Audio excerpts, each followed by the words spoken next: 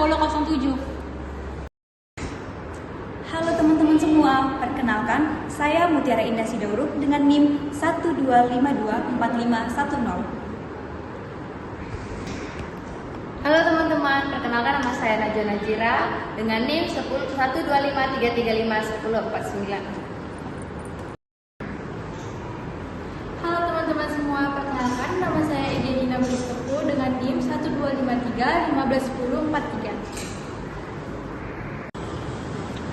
Hai teman-teman, perkenalkan nama saya Arja Tunai Samunte dengan NIM 125335161. Halo teman-teman, perkenalkan nama saya Ami Dwi Dapera dengan NIM 125115101. Assalamualaikum warahmatullahi wabarakatuh. Halo teman-teman semua. Kami dari BK Reguler A 2025 dengan mata kuliah Praktikum Bimbingan Konseling Kelompok oleh dosen pengampu Ibu Dr. Anda Rahmulyani, SPD MPD Kons. Selamat menyaksikan. Baik, selamat pagi teman-teman semuanya. Selamat pagi.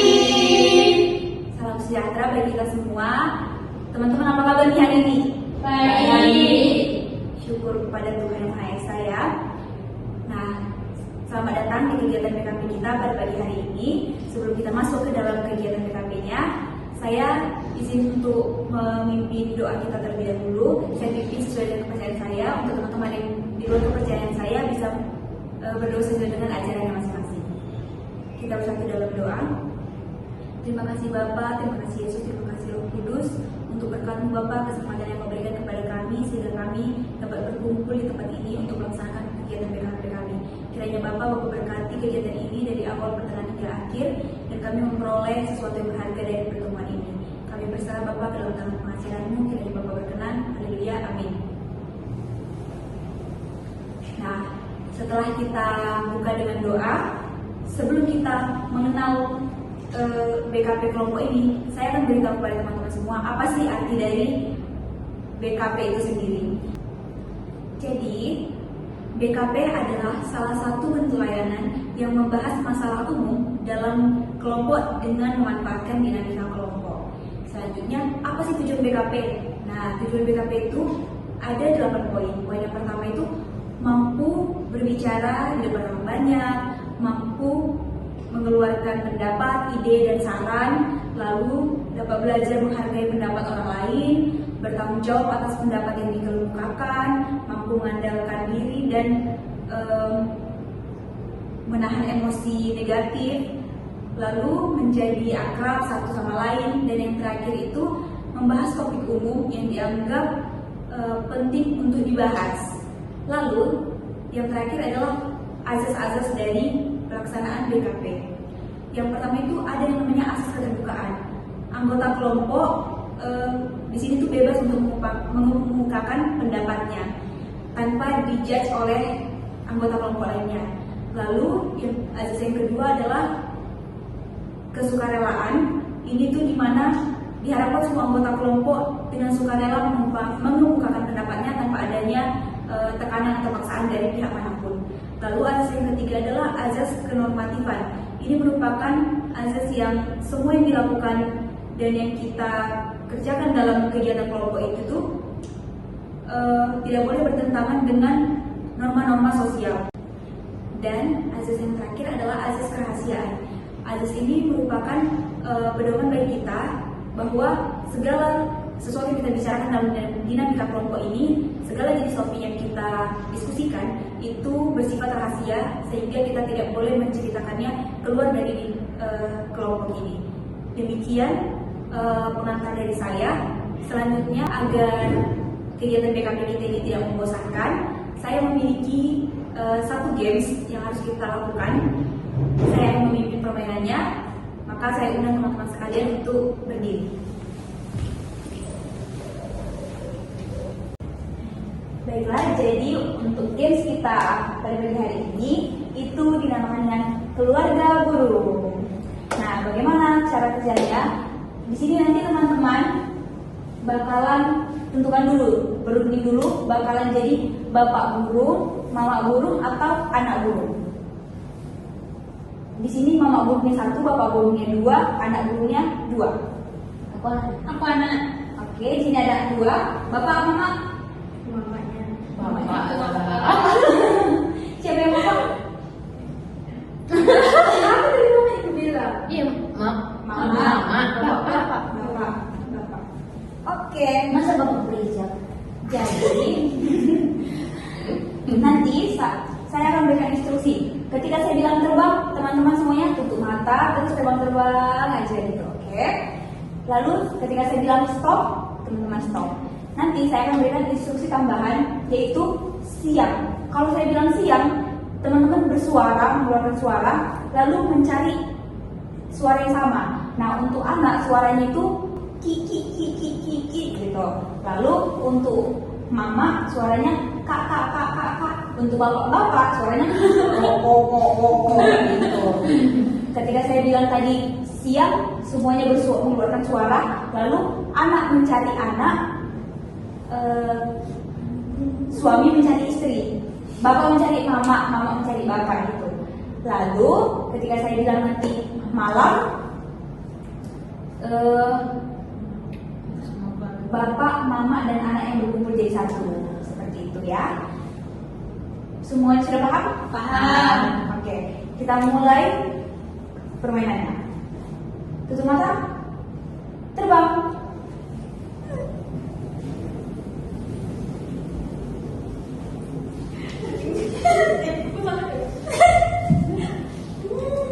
Stop. Jangan dibuka mata.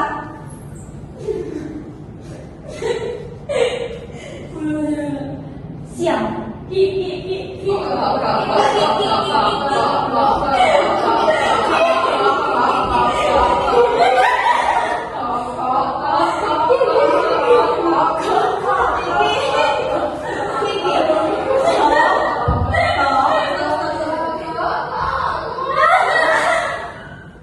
Stop. Buka matanya. Yuk, oke, betul ya. Instruksi selanjutnya, oke. Instruksi selanjutnya, tutup mata, terbang. Fly me to the moon. Terbang. Kok ada yang nge-freeze ya? Stop.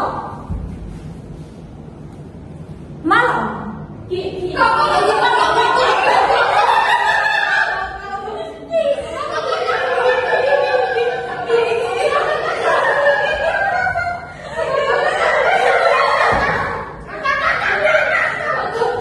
Ada yang bilang ya,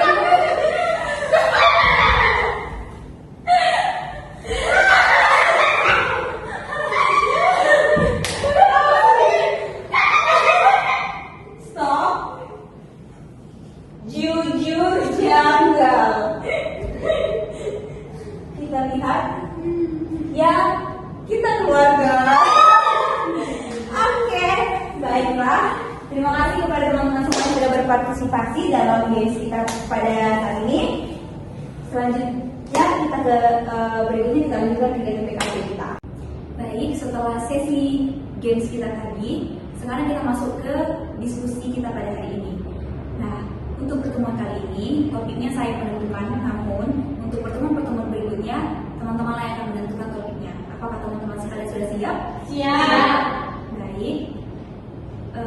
Jadi topik yang akan saya berikan kepada kelompok kita pada hari ini yaitu gaya hidup boros mahasiswa. Jika teman-teman sekalian memiliki pertanyaan mengenai ini bisa disampaikan kepada saya. Namun jika tidak ada pertanyaan maka bisa kita lanjutkan ke sesi kita. Tidak ada. Oke, baik. Nah, sekarang saya bertanya, menurut teman-teman mengapa topik gaya hidup boros bagi mahasiswa ini tuh penting untuk dibahas? Ada yang berpendapat? Ya, silahkan Kak Nazwa. Baik, terima kasih PK. Kenapa topik ini penting dibahas? Karena biar mahasiswa itu nggak kena mental di akhir bulan. Banyak dari kita ini yang minggu pertama, minggu kedua itu masih makan mewah, tapi minggu ketiga sudah mulai beli mie instan karena saldo kritis. Membahas ini membantu kita sadar soal literasi finansial kita sejak dini. Baik, terima kasih. Terima kasih kepada Kak Najwa. Ada yang ingin menambahi atau ada pendapat lainnya? Baik, Kak Idia, silakan.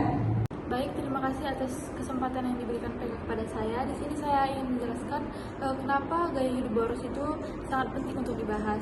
Karena masa kuliah itu waktu yang paling pas buat kita belajar disiplin. Kalau sekarang kita nggak bisa mengatur pengeluaran kecil, nanti pas sudah kerja ataupun sudah memiliki gaji yang besar, bakalan susah untuk mengatasinya. Terima kasih. Terima kasih kepada Kak Idia. Baik, selanjutnya adalah ke faktornya nih. Kira-kira apa sih yang membuat gaya hidup mahasiswa itu jadi boros? Ada yang menyampaikan pendapat? Ya, Kak Najwa, silakan. Nah, baik, terima kasih PK. Faktor yang mempengaruhi gaya hidup boros itu ialah mahasiswa kebanyakan FOMO, kayak lihat temen nih punya ini aku juga beli. Baru kayak gengsi, takut dibilang cupu, nggak ikut nongkrong di tempat hits, atau nggak punya barang yang lagi viral. Kita sering beli barang bukan karena butuh, tapi karena ada di pergaulan kita. Kemudian kita tuh kayak sering mencet-mencet aplikasi Grab, Shopee saat awal-awal bulan. Jadinya akhir bulan kita jadi panik, pengeluaran kita banyak terkeluarkan. Baik, terima kasih. Terima kasih kepada Kak Najwa atas pendapatnya. Selanjutnya ada yang ingin menambahkan? Baik. Oke, Kak Zira, silakan. Baik, terima kasih PK. Adapun faktor bagi mahasiswa yang boros ialah pencet-pencet di HP, apalagi aplikasi food delivery kayak e-commerce sampai fitur pay later bikin terasa pengeluarannya tidak nyata, sampai tagihannya pun datang dan bikin panik. Terima kasih. Terima kasih kepada Kak Zira atas pendapatnya. Nah, selanjutnya itu adalah dampak. Kira-kira apa dampak dari perilaku gaya hidup yang boros itu bagi mahasiswa itu sendiri? Ada yang ingin menyampaikan pendapatnya? Oke, baik, Saudari Ami. Baik, terima kasih PK. Dampak dari boros yaitu prioritas terbengkalai. Uang yang harusnya buat buku, kursus, atau nutrisi yang benar malah habis buat hal-hal yang sifatnya cuma kesenangan sesaat. Terima kasih. Terima kasih kepada Saudari Ami atas pendapatnya. Apakah teman-teman yang lain punya pendapat lain? Oke, selanjutnya dari Kak Ara, silakan. Terima kasih PK. Dampak dari mahasiswa yang boros itu adalah stres dan cemas. Jadi nggak fokus lagi untuk kuliah karena berkepikiran untuk melunasi pengeluaran yang sudah membengkak, apalagi tidak dapat kiriman dari orang tua. Sekian, terima kasih. Terima kasih kepada Kak Ara atas pendapatnya. Berikutnya yang tidak kalah penting yang kita bahas adalah apa nih solusi yang bisa kita berikan untuk mengatasi atau untuk mencegah atau untuk menghindari perilaku boros ini. Ada yang mengemukakan pendapat? Baik, Kak Idia, silahkan. Terima kasih atas kesempatan yang diberikan PK. Di sini saya akan memberikan solusinya. Nah, solusinya itu sebelum check out barang mahal, terus kita bisa nanya diri kita dulu nih, apakah barang itu akan dipakai atau hanya untuk gaya-gaya doang.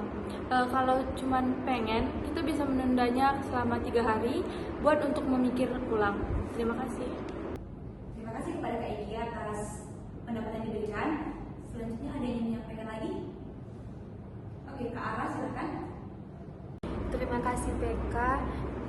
Solusi yang dapat dari mahasiswa yang boros itu adalah mencari hiburan yang alternatif, seperti nggak harus mencari kafe yang mahal, tetapi bisa juga seperti sesekali ke kosan untuk masak bareng dan membawa air minum ke kampus agar lebih hemat. Sekian, terima kasih. Terima kasih kepada Kak Ara atas jawabannya.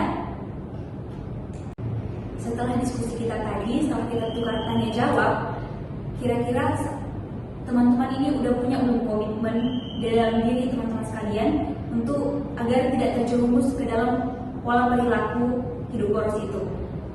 Ada yang ingin memulainya? Oke, dari Kak Najwa dulu, lalu nanti Kak Zira. Silakan Kak Najwa. Baik, terima kasih PK. Saya pribadi berkomitmen untuk saling mengingatkan pada teman yang suka FOMO, suka beli-beli barang gengsi, bukan menjatuhkan. Kalau ada teman yang lagi mencoba hemat, kita bakal dukung dan cari alternatif nongkrong yang lebih murah di kantong, bukan malah mengeledekinya. Terus saya akan menuangkan mana kepentingan pribadi saya dan mana kepentingan kuliah saya agar keuangan saya bisa membaik dan tidak boros. Baik, terima kasih. Terima kasih Kak Najwa. Dilanjutkan Kak Zira. Baik, terima kasih PK. Adapun komitmen yang saya rangkum sendiri ialah mulai dari hal kecil kita berkomitmen untuk mulai mencatat pengeluaran atau setidaknya menunda 24 jam sebelum membeli barang yang enggak terlalu penting untuk kita. Baik, terima kasih. Terima kasih kepada Kak Zira. Ada lagi? Oke, Kak Ami silakan. Baik, terima kasih BK.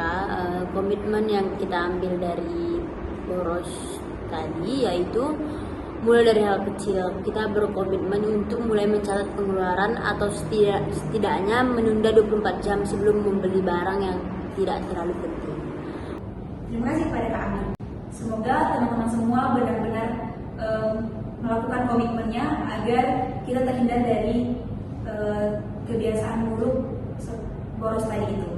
Maka sesi diskusi kita pada saat itu sudah berakhir. Terima kasih atas partisipasinya.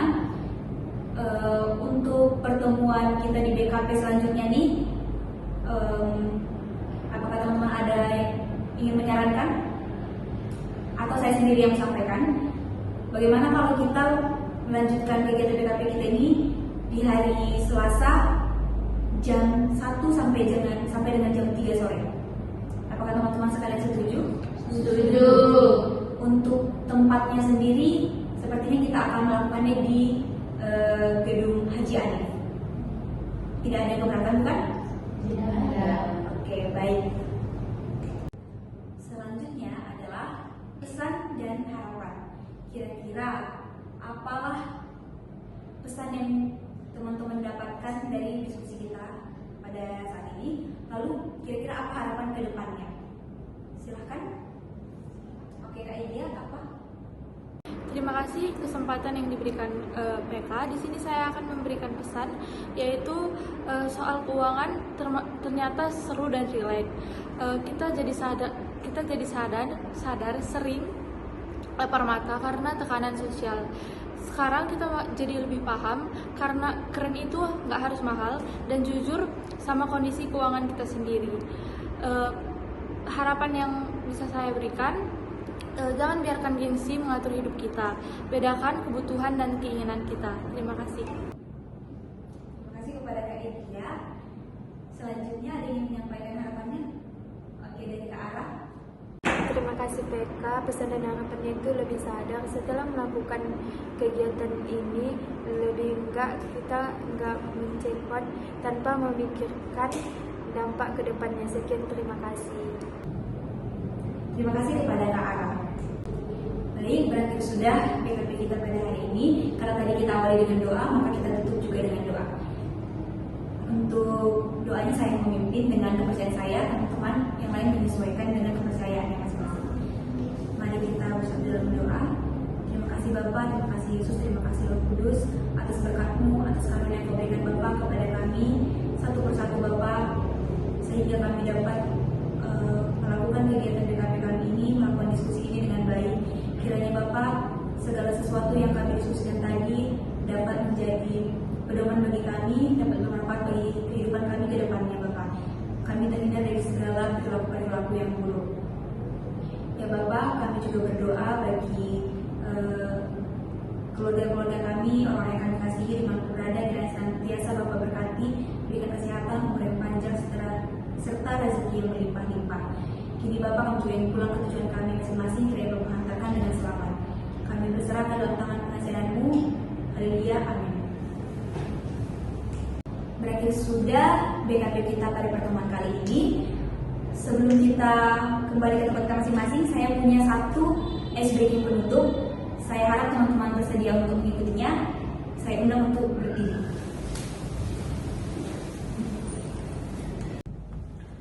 Baiklah, untuk penutupan ini kita akan menyanyikan lagu Sayonara. Teman-teman pada tahu lagu Sayonara?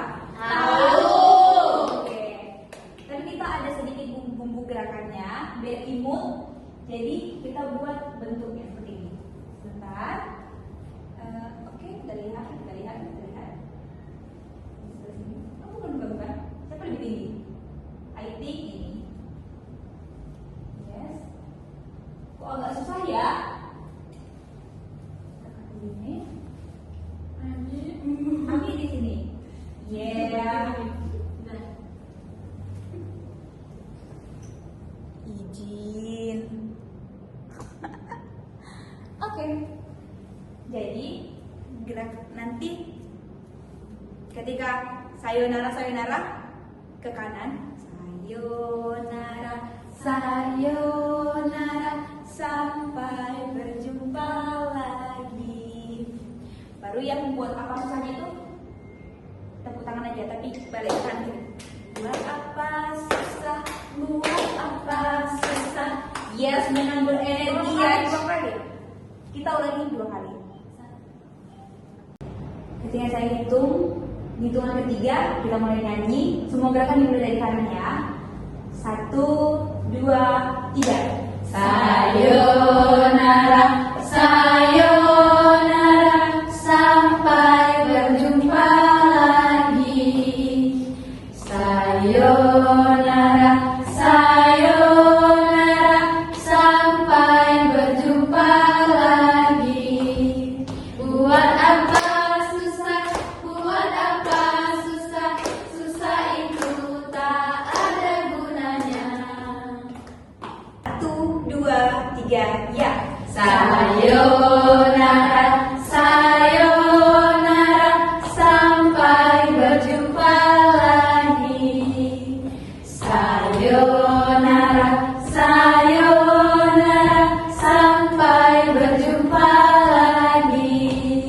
Buat apa susah itu tak ada gunanya. Buat apa susah itu tak ada gunanya.